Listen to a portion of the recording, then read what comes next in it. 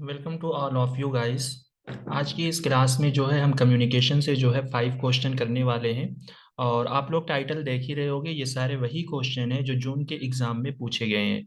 और इन सारे क्वेश्चन की वजह से आपका जो अपकमिंग एग्जामिनेशन है जो आप जनवरी में देंगे, तो इससे जो है आपको काफ़ी हेल्प मिलेगी। आपको एटलीस्ट पैटर्न पता चलेगा कि किस तरीके के क्वेश्चन जो है पूछे जाते हैं। तो चलिए क्लास को शुरू करते हैं जी। कह रहे हैं कि who send what to whom in a communication process, यानी कह रहे हैं कम्युनिकेशन के प्रोसेस में जो है कौन किसको सेंड करता है। तो अगर हम ऑप्शन ए को देखते हैं, channel send the message to sender. यहाँ पर कह रहे हैं कि चैनल जो है वो मैसेज को सेंड करता है। नहीं। Channel send the message to sender, यानी चैनल जो है वो सेंडर को मैसेज सेंड करता है। ऐसा बिल्कुल भी नहीं है। मैसेज जो है वो सेंडर के जरिए सेंड किया जाता है चैनल को, फिर चैनल से जो है वो रिसीवर तक पहुंचता है। तो ऑप्शन ए जो है वो गलत है। तो यहाँ से हमने ऑप्शन ए को डिलीट किया, यहाँ से जो है हमने ऑप्शन ए को डिलीट किया। तो बचा हमारे पास जो है 2 ऑप्शन। इसमें जो है अब हमें देखना है। कह रहे हैं कि sender send message to receiver. ठीक है, ये बिल्कुल सही है क्योंकि सेंडर जो है मैसेज वो रिसीवर को भेजता है। Sender send the feedback to receiver. Sender जो है वो फीडबैक रिसीवर को भेजता है, ये भी बिल्कुल सही है। Receiver send message to sender. ठीक है, तो ये भी सही होता, बट ऑप्शन के अकॉर्डिंगली जो है हमें जाना है। तो ऑप्शन बी एंड सी जो है यही इसका सही आंसर होगा। ठीक है, तो option 4 is the correct answer. चलिए, when communication help a group to achieve its goal it is known as। कह रहे हैं जब कम्युनिकेशन जो है एक ग्रुप की हेल्प करता है उसके गोल को अचीव करने में, तो इस प्रोसेस को हम किस नाम से जानते हैं। कहने का मतलब यह है कि अगर कोई ग्रुप जो है वो अपनी गोल को अचीव कर रहा है, तो अचीव करने में उसको जो मदद मिल रही है वो कम्युनिकेशन की वजह से मिल रही है। तो इसको हम बोलते हैं प्रोमोटिव रोल।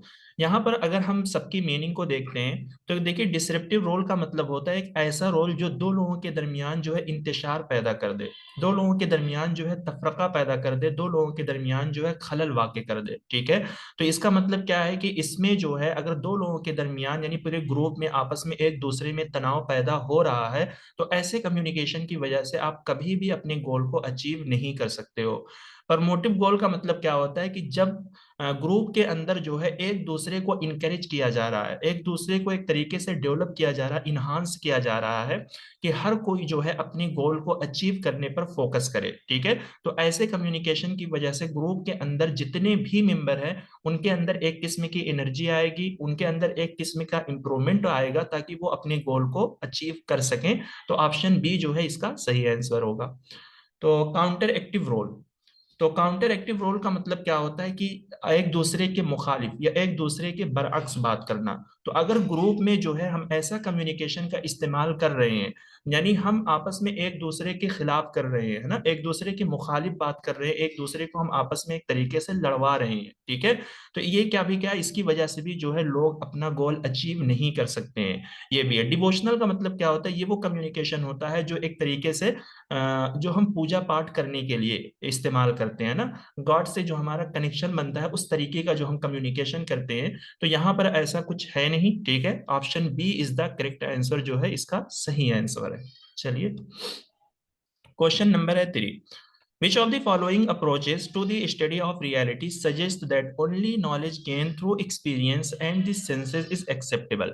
यानी कि फॉलोइंग में से कौन सी अप्रोच है जो ये सजेस्ट करती है कि नॉलेज जो है वो एक्सपीरियंस एंड सेंसेस के थ्रू जो हासिल की जाती है वही एक्सेप्टेबल है, वही काबिल कबूल है। यानी कहने का मतलब ये है कि जो हमें नॉलेज एक्सपीरियंस और हमारे सेंस के थ्रू मिलती है। सेंस में क्या होती है, हमारी 5 चीजें आती हैं ना, हमारी नाक हो गई, कान हो गए, माउथ हो गया, टच हो गया। ठीक है, इसी तरीके से हैंड यानी जिससे हम चीजों को क्या करते हैं, टच करते हैं, और हमारी आंख हो गई है। तो ये 5 चीजें जो है ये सेंस में आती है, क्योंकि इन सारी चीजों से भी हमें नॉलेज मिलती है। जैसे अगर आप अपने माउथ से, जुबान से किसी चीज को चखते हो तो उससे भी आपको एक नॉलेज मिलती है कि ये चीज खट्टी है कि मीठी है या तीखी है। तो ये आपका एक एक्सपीरियंस है जो आप चख कर चीजों को बता रहे हो, चीजों को देख कर आप बताते हो। तो यानी यहाँ पर वर्ड यूज किया गया है एक्सपीरियंस। आप लोगों को कई बार बताया गया एक्सपीरियंस ई को आप रिलेट करो इम्पीरिज्म, ठीक है। तो यानी इम्पीरिज्म का मतलब ये होता है, बेसिकली ये क्वेश्चन आपका रिसर्च से रिलेट करता है।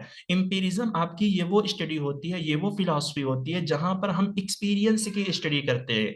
यानी इसमें जो हमें नॉलेज मिलती है वो एक्सपीरियंस के थ्रू मिलती है। जैसे आपने पहली मर्तबा गाड़ी चलाया, फिर दोबारा आपने चलाया, फिर तीसरी मर्तबा आपने चलाया, तो उससे आपका एक एक्सपीरियंस, आपके अंदर एक हैबिट बन गई है, आपको एक नॉलेज हो गई है कि किस किस तरीके से जो है हम गाड़ी को चला सकते हैं, ठीक है। और इसी तरीके से कंस्ट्रक्टिविज्म ये वो होता है जहां पर इंडिविजुअल, ठीक है, या फिर आपका जो भी होता है, जो भी स्टूडेंट होते हैं वो क्या करते हैं, खुद किसी नॉलेज को कंस्ट्रक्ट करते हैं, खुद से कोई नॉलेज बनाते हैं, ठीक है। खुद से किसी थ्योरी का जो है कंस्ट्रक्शन करते हैं, खुद से कोई थ्योरी बनाते हैं, तो उसको हम बोलते हैं टीचिंग की इस्तेलाह में कंस्ट्रक्टिविज्म, ठीक है। जहां पर आप खुद से किसी चीज को एक्सप्लोर करते हो। इथनोग्राफी में क्या होता है कि जहां पर हम कल्चर की स्टडी करते हैं, ठीक है, किसी भी कल्चर में हम जाकर वहां पर हम स्टडी करते हैं, उन कल्चर के लोगों का रहन सहन, उनकी बोल बात, उनकी लैंग्वेज और दीगर सारी चीजों को हम वहां पर ऑब्जर्व करते हैं। तो जब भी इथनोग्राफी से क्वेश्चन आते हैं तो आपको एक वर्ड दिखता है पार्टिसिपेशन, ठीक है। तो पार्टिसिपेशन का मतलब क्या होता है कि जब भी आप किसी कल्चर की स्टडी करोगे तो उस कल्चर का हिस्सा आपको बनना पड़ता है, उस कल्चर के अंदर आपको पार्टिसिपेट करना पड़ता है। यानी उन कल्चर में आप जाओगे तभी आप वहां पर जो है उनके लोगों से मिलकर, वहां के लोगों से मिलकर आप डेटा का जो है कलेक्शन कर सकते हो। ऑपरेशनलिज्म ये ऐसी कुछ जो है फिलॉसफी की ब्रांच नहीं है, यहाँ पे जो है आपसे पूछ लिया गया है। चलिए क्वेश्चन नंबर है 4। Mind to mind communication involves the communication of meaning through. अब यहाँ पे वर्ड है माइंड टू माइंड, यानी एक दिमाग दूसरा दिमाग, तो पर्सन टू पर्सन हम इसको बोल सकते हैं, ठीक है। यानी दो लोगों के दरमियान, सिंपल सी बात है, पर्सन टू पर्सन कम्युनिकेशन, यानी एक बंदा है और एक दूसरा बंदा है, तो दोनों के दरमियान जो कम्युनिकेशन हो रहा है, उस कम्युनिकेशन में जो मीनिंग निकलती है वो किनके जरिए जो है निकल सकती है। तो हम देखते हैं इसका सबसे पहले इसका आंसर देखेंगे। तो ऑप्शन 3 जो है इसका सही आंसर है। देखिए यहाँ पर डी को हमें एलिमिनेट करना है। नॉइस का मैनिपुलेशन, नॉइस का मतलब होता है शोरगुल, जो हम हल्ला मचाते हैं ना, जो मुख्तलिफ किस्म की तेज तर्रार और भी दीगर सारी आवाजें जो निकलती है, जिनसे जो है एक तरीके से शोरगुल होता है। तो अगर नॉइस आ रही है, अलग अलग किस्म की जो है नॉइस बार बार चेंज हो होकर जो है आ रही है, तो ऐसे नॉइस से कम्युनिकेशन में कभी भी कोई मीनिंग नहीं निकल सकती है, बल्कि दोनों पर्सन के दरमियान कम्युनिकेशन में जो है एक तरीके से इंटरप्ट होगा, यानी खलल वाक़ होगा। तो देखिए यहाँ पे है फिजिकल सेटिंग। तो अगर आप कम्युनिकेशन कर रहे हो तो वो फिजिकल का मतलब हो गया कि यानी वो जो लोकेशन है, जिस भी लोकेशन में आप बैठकर कम्युनिकेट कर रहे हो दोनों लोग, आपका लोकेशन बिल्कुल सही होना चाहिए, यानी नेटवर्क की कनेक्टिविटी जो है वहां पर सही होनी चाहिए, ताकि कोई भी डिस्टरबेंस जो है कम्युनिकेशन करने में ना हो। तो अगर डिस्टरबेंस नहीं होगा, कनेक्टिविटी सही होगी, लोकेशन आपका सही होगा, तो कम्युनिकेशन की मीनिंग जो है निकल कर आएगी, यानी आपकी बात जो है सेंडर भेजेगा तो रिसीवर तक पहुंचेगी। शेयर्ड बिलीव, बिलीव का मतलब क्या होता है कि जब दो लोगों के दरमियान कम्युनिकेशन होते हैं तो वो दोनों बंदे अपनी अपनी ऑब्जर्वेशन उन अपने बिलीव सिस्टम के मुताबिक जो है आपस में शेयर करते हैं, ठीक है। इसी तरीके से कम्युनिकेशन करने में दोनों की माइंड टू माइंड, यानी पर्सन टू पर्सन, उनकी जो वैल्यूज हैं, यानी वो किस तरीके से अपना बिहेव करते हैं, किस तरीके से आपको रिस्पेक्ट देते हैं, किस तरीके से वो कम्युनिकेशन आपस में कर रहे हैं, तो उनकी वैल्यू भी जो है देखी जाती है। और कॉन्टेक्स्ट जो है सबसे जरूरी होता है कि यानी किस मौजू पर, किस टॉपिक पर जो है आप लोग कम्युनिकेशन कर रहे हो, तो ये ज्यादा मैटर करता है, ठीक है। तो काफी पॉजिटिव वे में ये क्वेश्चन था, आपको देखते हुए ही समझ जाना चाहिए था कि हम अगर डी को एलिमिनेट कर देते तो हमारा आंसर निकल कर आ जाता, ठीक। चलिए लास्ट क्वेश्चन है, which of the following are the characteristic of mass communication. तो मास कम्युनिकेशन ये वही कम्युनिकेशन होता है जिसको मीडिया वाले यूज करते हैं ना, आज का जो मीडिया होता है उसको हम क्या बोलते हैं, मास कम्युनिकेशन। देखिए यहाँ पर वर्ड यूज किया गया होमोजीनियस ऑडियंस। क्या मास कम्युनिकेशन में जो ऑडियंस होते हैं, जो सामीन होते हैं, वो एक जैसी होती हैं? नहीं। तो यहाँ पर हम वर्ड यूज करेंगे हेट्रोजीनियस, ठीक है।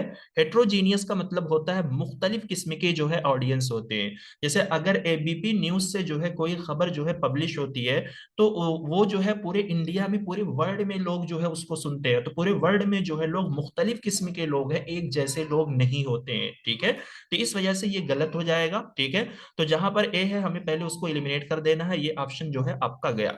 Professional source of communication, professional communication as a source, यानी मास मीडिया का जो कम्युनिकेशन होता है वो एक प्रोफेशनल सोर्स के जरिए कम्युनिकेशन आता है।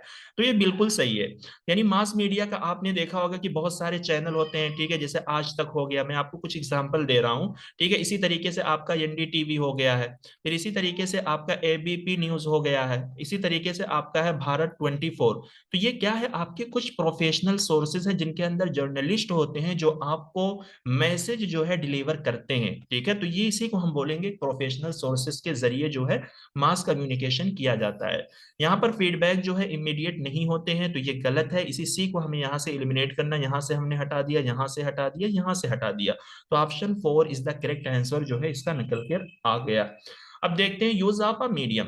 देखिए मास कम्युनिकेशन करने में हम एक मीडियम का इस्तेमाल करते हैं, यानी हम टीवी का इस्तेमाल करते हैं, हम रेडियो का इस्तेमाल करते हैं, इसी तरीके से और भी बहुत सारे प्लेटफॉर्म है, व्हाट्सएप है, मैसेंजर है, ठीक है, फेसबुक है, इंस्टाग्राम है। ये सब हमारे एक मीडियम है जिनके जरिए मैसेज को हम डिलीवर करते हैं।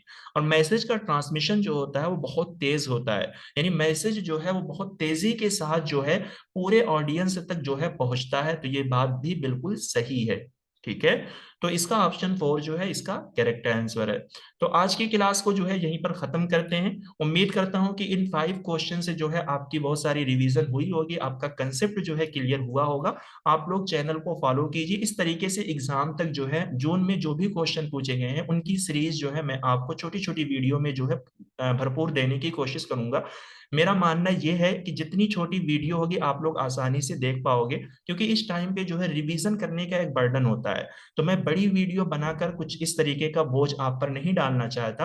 आप लोग अपना जिस एतबार से पढ़ रहे हो आप पढ़ते रहिए, अपनी रिवीजन करते रहिए, और इस 10-10 12 मिनट 5 मिनट की जो भी वीडियो आपको दी जाती है इनसे आप खूब भरपूर फायदा हासिल कीजिए, ठीक है। चलिए मिलते हैं नेक्स्ट क्लास में। Thank you.